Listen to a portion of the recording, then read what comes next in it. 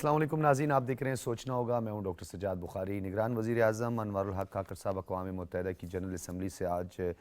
خطاب کرنے جا رہے ہیں۔ یہ 78واں سالانہ اجلاس ہے جنرل اسمبلی کا، اور اپنے خطاب میں کشمیر اور خطے کی بدلتی ہوئی صورتحال، افغانستان اور اس کے ساتھ ساتھ کشمیر اور اس کے علاوہ معیشت کے حوالے سے جو پاکستان نے خصوصی سرمایہ کاری کونسل کا قیام عمل میں آیا ہے، اس حوالے سے بھی بات کریں گے۔ یہ ایکسپیکٹ کیا جا رہا ہے، اور ڈیفینیٹلی پاکستان ٹیلی ویژن نیوز اس اجلاس سے جو خطاب ہوگا وزیر اعظم کا وہ براہ راست نشر کرے گا۔ اس سے پہلے انہوں نے عالمی رہنماؤں سے ملاقاتیں کی ہیں، جس میں سیکرٹری جنرل اقوام متحدہ ہے، صدر ایران ابراہیم رئیسی سے ان کی جو ہے نا وہ ملاقات ہوئی ہے، مختلف ممالک کے سربراہان جس میں بل گیٹس سے اور مختلف اداروں کے سربراہان، MD IMF سے بھی ان کی ملاقات ہوئی ہے۔ معروف امریکی کمپنی جنہیں پاکستان میں انویسٹمنٹ کی دعوت دی گئی ہے، انہوں نے اس دعوت کو قبول بھی کیا ہے اور پاکستان آنے کا انہوں نے وعدہ بھی کیا ہے۔ اور اس کے علاوہ سسٹینیبل ڈیولپمنٹ گول کے حوالے سے جو عالمی مباحثہ تھا اس میں بھی انہوں نے شرکت کی ہے۔ نیو یارک میں معروف think tank council of foreign relations میں بھی انہوں نے گفتگو کی ہے، اور انہوں نے افغانستان میں عدم استحکام کے حوالے سے بھی بات کی ہے۔ اس پر ہم تفصیلاً بات کریں گے، اپنے مہمانوں کا تعارف کرواتے چلیں، لیکن ہم گفتگو کا آغاز کریں گے۔ اون شیرازی ہمارے سے اسٹوڈیوز میں موجود ہیں، سینئر صحافی اور تجزیہ کار۔ اون شیرازی، بہت شکریہ تشریف آوری کا۔ کس طرح دیکھتے ہیں اس دورے کو، کیونکہ اب ان کا جنرل اسمبلی سے خطاب ہونے جا رہا ہے، 78واں سالانہ اجلاس ہے، اور اس میں پھر یہ تمام امور جو ہے اس پہ بات ہوگی ڈیفینیٹلی، اور پاکستان اپنا نقطہ نظر بھی پیش کرے گا۔ کیا لگتا ہے آپ کو، کیا توقعات ہیں کہ کیا اس بین الاقوامی سطح پر جو پاکستان اس قومی سلامتی اور خطے کے حوالے سے جو کنسرنز ہے اس کو ایڈریس کیا جائے گا آنے والے دنوں میں؟ کیا حالات بدل رہے ہیں؟ جی ڈاکٹر صاحب، سب سے پہلے تو اگر ہم بات کریں اس کی UN کی، تو یہ دنیا کا سب سے بڑا فورم ہے جہاں پہ آپ اپنے نیشنل انٹرسٹ کی بات کرتے ہیں، آپ اپنی فارن پالیسی کے حوالے سے بتاتے ہیں، اور آپ یہ بتاتے ہیں کہ آپ کا ملک کس انداز میں چل رہا ہے، اور دیگر ممالک کو اب وہ حقائق واضح کرتے ہیں جن پہ آپ کی فارن پالیسی کھڑی ہوتی ہے۔ تو اس کو دنیا کے تمام ممالک کے جو ہیں وہ سربراہان آئے ہوئے ہوتے ہیں، سائیڈ لائن پہ بڑی بڑی ملاقاتیں ہوتی ہیں، تمام چیزوں کو مد نظر رکھتے ہوئے کچھ ملاقاتیں پہلے سے طے کی جاتی ہیں سائیڈ لائن پہ، جیسے آپ نے کہا کہ چائنا کے نائب صدر سے ملاقات ہوئی، جو ایران کے صدر ہیں ان سے ملاقات ہوئی، MD IMF سے ملاقات ہوئی۔ تو اس کا مقصد کیا ہوتا ہے؟ اس کا مقصد یہ ہوتا ہے کہ ایک چھت تلے، بجائے یہ کہ ویسے آپ کو ملاقاتیں کرنی پڑتی ہیں ایک ملک میں جا کے اس کی لیڈرشپ سے، آپ کو ایک چھت تلے بہت ساری ملاقاتیں مل جاتی ہیں، آپ کے دوست ممالک وہاں پہ ہوتے ہیں۔ جیسے اب ہمارے وزیر خارجہ نگران جو ہیں وہ رشیا کے وزیر خارجہ سے ملنے جا رہے ہیں وہیں پہ سائیڈ لائن پہ، تو یہ بڑا امپورٹنٹ ہوتا ہے۔ آج کی بات کریں تو آج بڑا اہم خطاب ہے، 8 بجے خطاب ہے، اور اس خطاب سے پہلے پاکستانی ٹائم کے مطابق وہ 8 بجے خطاب کریں گے۔ اس خطاب سے پہلے کچھ چیزیں واضح طور پہ سامنے آئی ہیں۔ بھارت جو G20 کروا کے یہ سمجھ رہا تھا کہ اس نے پاکستان کو تنہا کر دیا، جو کینیڈا اور بھارت کا معاملہ سامنے آیا ہے، اور دنیا میں بھارت یہ طے ہو گیا ہے کہ بھارت ایک دہشت گرد ملک ہے، اسٹیٹ سپانسر ٹیررزم، جس کی پاکستان ہمیشہ سے بات کرتا آ رہا تھا۔ آج جب وزیر اعظم پاکستان کے جو نگران وزیر اعظم انوار الحق کاکڑ وہاں پہ اقوام متحدہ میں بھارت کی اسٹیٹ ٹیررزم کی بات کریں گے، جو یقینی طور پہ ان کی تقریر کا حصہ ہے، ہمارے ذرائع یہ بتاتے ہیں، تو پھر وہ جناب کینیڈا والی چیزیں اس کے ساتھ جو ہے وہ انٹر لنک ہوگی، تو دنیا کے سامنے یہ حقائق آئیں گے کہ پاکستان جو اتنے عرصے سے کہہ رہا ہے کہ بھارت اسٹیٹ ٹیررزم کر رہا ہے، تو کینیڈا میں وہ چیزیں سامنے آ چکی ہیں، اور پارلیمان کے اندر ان کے وزیر اعظم۔ لیکن اس کے علاوہ بھی شیرازی صاحب اب سے کچھ دیر قبل جو انٹرویو نشر کیا ہے، خصوصی طور پر ہمارے انوار الحسن صاحب نے نگران وزیر اعظم کا جو انٹرویو کیا، انہوں نے اپنے اس جو خطاب ہے اس سے قبل انہوں نے ان اقتباسات کا ذکر کیا ہے کہ ان تمام امور کو جو ہے وہ زیر بحث لے کے آئیں گے، کیونکہ ڈیفینیٹلی ہمارا جو سب سے بڑا مسئلہ ہے اس خطے میں دہشت گردی ہے، کشمیر کے حوالے سے پھر معیشت ہمارے لیے ایک بہت بڑا چینج ہے، اور ڈیفینیٹلی کلائمیٹ چینج جو کہ اس وقت پوری دنیا کا ایک گلوبل ایشو بنا ہوا ہے، وہ ایڈریس کرنے جائیں گے، اس پہ بات ہوگی۔ جی بالکل ڈاکٹر صاحب، ایک تو کشمیر کا ایشو، خاص کر کے 5 اگست کے بعد کشمیر کا جو معاملہ ہے وہ بھارت نے جس طرح یونیلیٹرلی اس میں اقدامات کیے، اور پھر دنیا کی سب سے بڑی جیل، 80 لاکھ لوگ جو ہیں وہ اس وقت دنیا کی سب سے بڑی ہیومن جیل میں ہے، تو وہ تو وزیر اعظم یقینی طور پہ سامنے لے کے آئیں گے ہی آئیں گے۔ اس کے ساتھ ساتھ کہ دنیا کو کس طرح پاکستان کے ساتھ ماحولیاتی بدلاؤ میں تعاون کرنا ہوگا، کیونکہ پاکستان کا جو اگر آپ یہ کہیں کہ پولوشن میں یا جو دنیا کا ایک پورا مجموعی طور پہ اگر ماحولیات کو خراب کرنے میں جو کردار ہے وہ بالکل चंद फीसद भी नहीं है, और हम सबसे ज़्यादा अफेक्ट होने वाली कौम है, हम सबसे ज़्यादा अफेक्ट होने वाला मुल्क है। तो मजमूई तौर पे अभी आपसे थोड़ी देर पहले जिस तरफ आप इशारा कर रहे हैं, सैयद अनवारुल हसन का जो इंटरव्यू, उसमें वाज़े तौर पे उन तमाम चीज़ों की बात की है निगरान वज़ीर आज़म ने, और ये अवाम की तर्जमानी है, ये कौम की तर्जमानी है। कश्मीर की बात करना इस कौम की तर्जमानी है, उसके साथ साथ भारत की पाकिस्तान में स्टेट टेररिज्म। अब देखें, कुलभूषण यादव जैसी एक जिंदा मिसाल हमारे पास मौजूद है कि किस तरह एक हाजिर सर्विस नेवी का अफसर जो है वो किस तरह इसके पाकिस्तान। अलावा भी हमने डोजियर्स जो जमा करवाए हैं उसका जिक्र भी है, और ख़ास तौर पर आज एक बड़ी डेवलपमेंट हुई है। जस्टिन ट्रूडो जो वज़ीर आज़म कनाडा हैं, उन्होंने बरमला दोबारा से इस बात का इजहार किया कि हमारे पास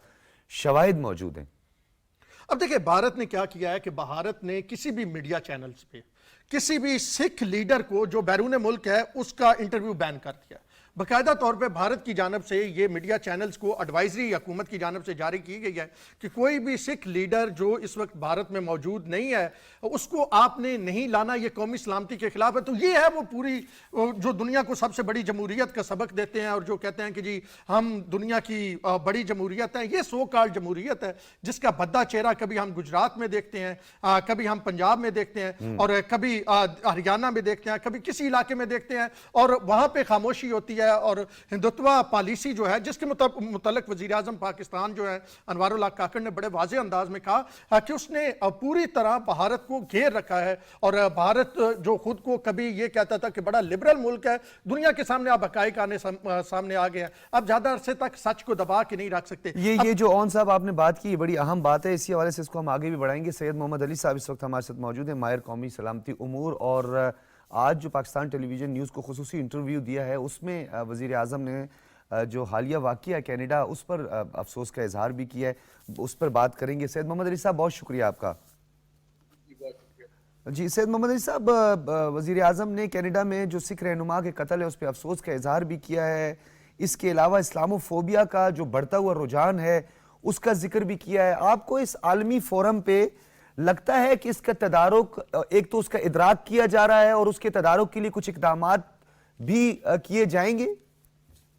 बहुत शुक्रिया जी। देखें, वो आपके जो दूसरे पैनलिस्ट हैं उन्होंने बहुत जामिया अता किया है तमाम उमूर का, लेकिन मैं इसमें 3 चीज़ों का इजाफा करना चाहूँगा इस गुफ्तगू में। पहली बात तो ये है कि इस मौके पे न सिर्फ ये कि पाकिस्तान का जो पर्सपेक्टिव है तमाम आलमी, इलाकाई और कौमी मामलात जो हैं, माशी, सियासी, माहौलियाती, उस पर वो दुनिया को एक तरह से एतमाद में लेंगे इस फोरम के ज़रिए, लेकिन साथ ही साथ वो 3 और पहलुओं को भी मेरे ख्याल में उजागर करेंगे। पहली बात यह है कि आलमी अमन और सलामती के हवाले से पिछले 75 साल में पाकिस्तान का एक बहुत अहम किरदार रहा है। मैं समझता हूँ मुख्तसरन लेकिन बाशगाफ अल्फाज में दुनिया को ये बताना ज़रूरी है कि पाकिस्तान पूरी आलमी बरादरी में अमन और सलामती को बरकरार रखने और उसमें फ़रोग़ के हवाले से बहुत अहम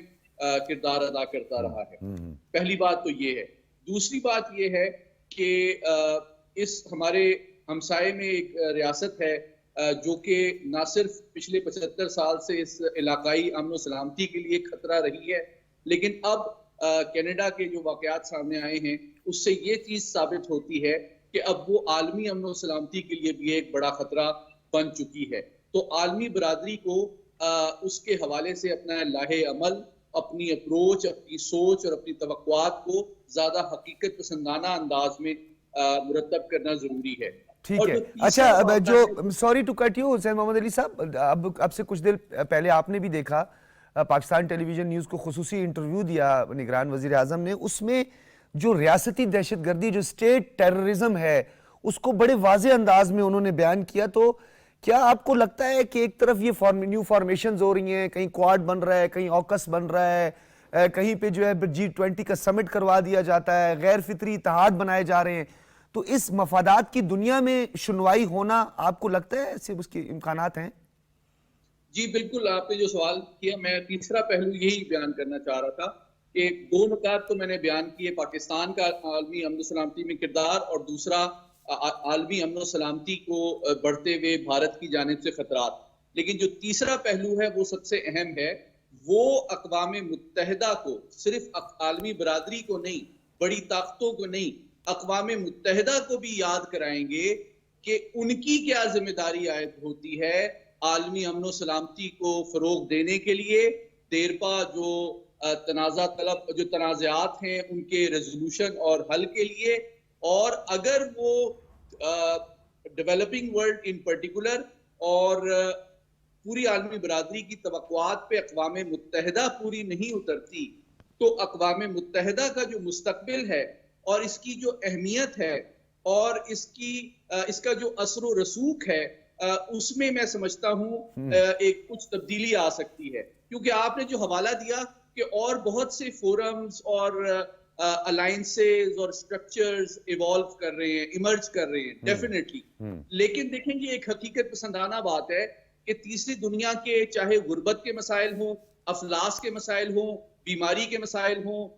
علاقائی تنازعات کے مسائل ہوں، اگر اقوام متحدہ ان مسائل کو بر وقت اور بھرپور انداز میں حل کرنے میں ایک نمایاں اور کلیدی کردار ادا نہیں کرتا تو جو تیسری دنیا ہے خصوصاً وہ تو میں سمجھتا ہوں ان حقائق کے پیش نظر اقوام متحدہ کی جو ناکامیاں ہیں اس کے حوالے سے بھی ایک حقیقت پسندانہ سوچ مرتب کرے گی اور بتدریج اس کا اثر و رسوخ کم ہو جائے گا۔ اس لیے اقوام متحدہ کے فورم کا خود بھی اس کے لیے یہ ذمہ داری ہے کہ اگر وہ دنیا پہ ایک امید کی کرن کے طور پہ سامنے آنا چاہتا ہے کہ یہ امن، سلامتی اور بھوک، افلاس، ماحولیاتی تبدیلی کے جو چیلنجز ہیں ان کو ایڈریس کرنے کے لیے دنیا کو اکٹھا کر سکتا ہے اور ایک مجموعی حکمت عملی امن، سلامتی، ترقی، صحت کی طرف مرتب کر سکتا ہے تو پھر میں سمجھتا ہوں اقوام متحدہ کی اہمیت بدستور برقرار رہے گی، ورنہ بتدریج میں سمجھتا ہوں کہ اس فورم کی جو ہے ڈپلومیٹک سگنیفیکنس تو ڈیفینیٹلی ہے، پوری دنیا جمع ہوتی ہے، لیکن کیا واقعی وہ اپنے ایجنڈے، اپنے چارٹر کو امپلیمنٹ کروا سکتا ہے؟ اصل میں یہ بڑا سوال۔ اچھا یہ بتائیے گا سید محمد علی صاحب، انسانی حقوق کے حوالے سے بھی بار بار بات ہوتی ہے، وزیر اعظم نے کشمیر میں ہونے والے جو مظالم ہیں ان کا بھی بڑے کھل کر ان کا انہوں نے ذکر کیا، ساتھ میں انہوں نے تمام ممالک کے ساتھ اچھے تعلقات استوار کرنے کی بھی بات کی، برابری چین کے ساتھ بھی انہوں نے چین کے حوالے سے بھی کہا، لیکن جو سب سے اہم نقطہ ہے جو اقوام متحدہ کی کریڈیبلٹی کے حوالے سے آپ نے سوال اٹھایا ہے، تو اقوام متحدہ کی کریڈیبلٹی تو یہاں پر اس کی نفی ہوتی ہے کہ لیگ آف نیشن کے بعد اقوام متحدہ اس کی 3 سال بعد جو سب سے اہم انسانی حقوق کونسل بنائی گئی تھی اس کے 30 آرٹیکلز کی مکمل وائلیشن بھارت اس وقت کر رہا ہے، پھر بھی اس کو ایک سیکولر اسٹیٹ اور وہاں پر جو ہے اس کے ساتھ دفاعی تعلقات اور اس کو ایک تھانے دار بنانے کی جو کوششیں ہو رہی ہیں، آپ کو نہیں لگتا کہ یہ دوہرا معیار جو ہے یہ سب سے بڑا مسئلہ ہے؟ جی بالکل، اور یہ دوہرا معیار ایک بدقسمتی سے تقریباً یعنی کہ 78 سال ہو گئے ہیں اقوام متحدہ کو معرض وجود میں آئے ہوئے، ایک تاریخی سبق اور تاریخی حقیقت ہے۔ تو میں یہی بات کو دوبارہ اس کا اعادہ کروں گا کہ عبوری وزیر اعظم مجھے یقین ہے کہ وہ عالمی برادری اور خصوصاً اقوام متحدہ کو بھی یاد دہانی کرائیں گے کہ اس کی 1 درجن سے زیادہ جو قراردادیں ہیں سیکیورٹی کاؤنسل کی کشمیر کے حوالے سے اور دیگر معاملات میں، اگر وہ ان کو امپلیمنٹ کرانے میں ایک کلیدی کردار ادا نہیں کرتا، اور جو بڑی طاقتیں ہیں، مجھے یہ کہنے دیجئے، جو بڑی طاقتیں ہیں وہ اس فورم کو اپنے ایکسپلوئٹیشن اور ڈومیننس کو لیجیٹیمائز اور جسٹیفائی کرنے کے لیے صرف استعمال کریں گی، بجائے کہ وہ دنیا میں امن، خوشحالی، سلامتی اور ترقی میں حصہ دار بنائیں، تو میں سمجھتا ہوں کہ جو تیسری دنیا کی توقعات ہیں وہ بتدریج اقوام متحدہ سے نہ صرف کم ہوں گی بلکہ یہ فورم بتدریج شاید اپنا اثر بھی کھونے لگے۔ اس لیے اقوام متحدہ کے اوپر یہ خود ذمہ داری عائد ہوتی ہے کہ وہ جو ڈیولپنگ ورلڈ ہے، جو کہ ترقی پذیر دنیا ہے اور جو ترقی یافتہ اور بڑی طاقتیں ہیں، ان کے درمیان جو وسائل کا تناسب ہے، ان کی ڈسٹریبیوشن ہے، اپرچونٹیز کا معاملہ ہے، ریسورسز کی ڈسٹریبیوشن ہے، مالی معاملات ہیں، بیماری، افلاس، غربت، ان کے چیلنجز سے نمٹنے کی کوشش ہے، اس میں ایک بیلنسڈ اپروچ اپنائے اور تاکہ دنیا امن و سلامتی اور ترقی اور خوشحالی کی طرف اسی وقت جا سکتی ہے جب ان کے کازز جو وجوہات ہیں جو کہ اصل میں بڑی طاقتوں کی اور وسائل کی اور طاقت کی غیر منصفانہ تقسیم ہے، جب تک اس کو ریویو نہیں کیا جائے گا اس وقت تک جو عالمی برادری کی اقوام متحدہ سے توقعات ہیں وہ پورا ہونا مشکل ہے۔ اچھا، ایک اور بڑا اہم اس میں نکتہ ہے محمد علی صاحب، میں چاہوں گا اس کی بھی تھوڑی سی، کیونکہ وزیر اعظم نے معیشت کی بہتری کے لیے اقدامات کے عزم کا اعادہ بھی کیا ہے کہ ہم معیشت میں بہتری لا رہے ہیں۔ دوسری طرف انہوں نے بجلی کے بلوں کے حوالے سے بھی ان کے بڑے اس پہ سنجیدگی سے انہوں نے اقدامات کیے، اس کے بارے میں بھی انہوں نے کہا ہے۔ لیکن آپ کو نہیں لگتا کہ یہ جو عالمی مالیاتی اداروں کی جانب سے، یعنی فائنینشیل انسٹیٹیوشنز کی جانب سے جو کنڈیشنیلٹیز ہیں، اور خاص طور پہ تھرڈ ورلڈ کنٹریز جس کا آپ بار بار ذکر کر رہے ہیں، ان کے لیے ذرا کوئی رول اوور کر دینا یا اس کو دوبارہ سے ایک مرتبہ ریوائیو کر دینا یا سر نو اس کا جائزہ لینا، اگر یہ نہیں کیا جائے گا تو تھرڈ ورلڈ جو ترقی پذیر ممالک ہیں، اور وزیر اعظم نے بھی کہا ہے کہ اس کے لیے مسائل بڑھتے جائیں گے؟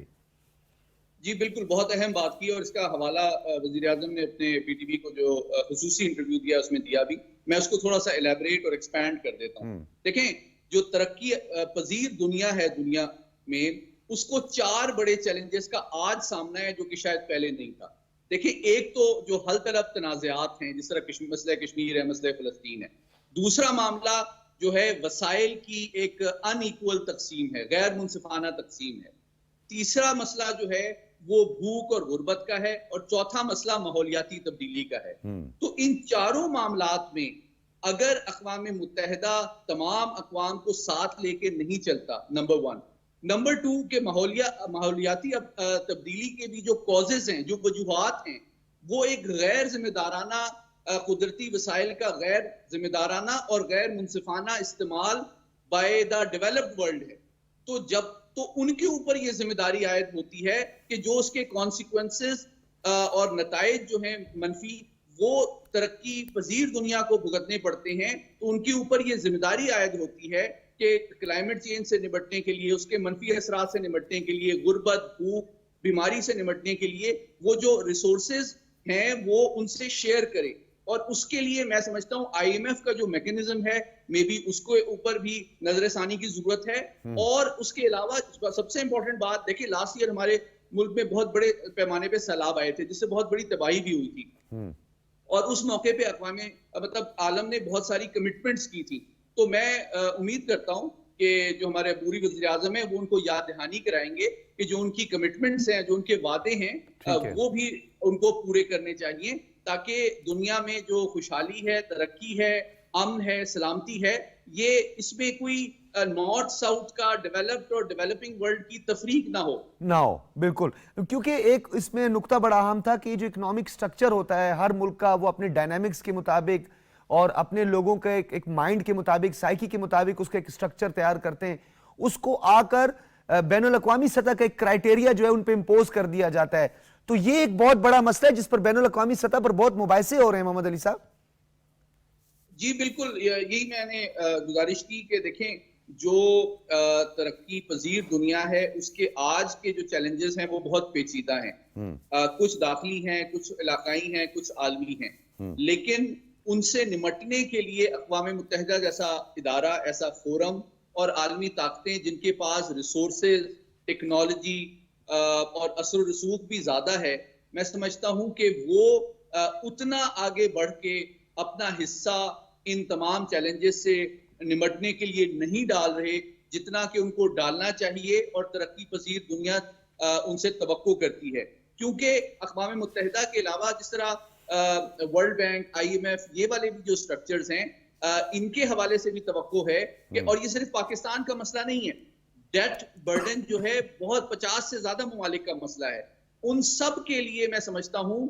خاص طور پہ جو کووڈ کا چیلنج آیا، اس کے بعد جو ہے ماحولیاتی تبدیلی کے چیلنجز ہیں، اس کی وجہ سے ان کے معاشی ڈھانچے جو ہیں وہ بری طرح متاثر ہوئے ہیں۔ تو ان چیلنجز کو جب یہ I M F, World Bank بنائے جا رہے تھے، کنسیڈر نہیں کیا گیا تھا۔ تو ان چیلنجز کو مد نظر رکھتے ہوئے ان کو اپنا نظام، اپنا سسٹم جو ہے، میں سمجھتا ہوں اس کو اوپر نظر ثانی کرنی چاہیے تاکہ وہ اپنی ذمہ داریاں بھی بہتر انداز میں پوری کر سکیں، اور ترقی و خوشحالی کا جو سفر ہے وہ ترقی پذیر دنیا، ترقی یافتہ دنیا کے ساتھ مل کے